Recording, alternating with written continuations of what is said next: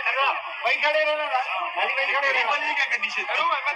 एक मिनट हमारे अस्सलामुअलैकुम, वेलकम टू सिलेवर। पाकिस्तान के फेमस टिकटॉकर लारे खालिद की 28 बर्थडे थी और इनकी वाइफ ने बहुत अच्छे से इनकी बर्थडे सेलिब्रेशन की और इन्होंने अपने बर्थडे का थीम ब्लैक एंड वाइट रखा और लारे खालिद की बर्थडे के मुताबिक इन्होंने 28 केक्स कट किए और काफ़ी सारे टिकटॉकर फ्रेंड्स को भी इन्होंने अपनी बर्थडे पे इनवाइट किया।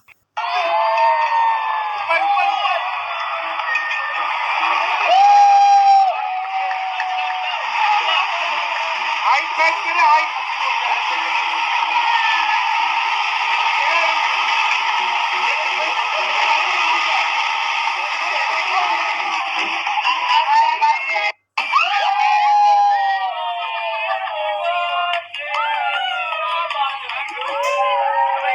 क्या बात वही खड़े रहना, वही खड़े रहना। क्या कंडीशन?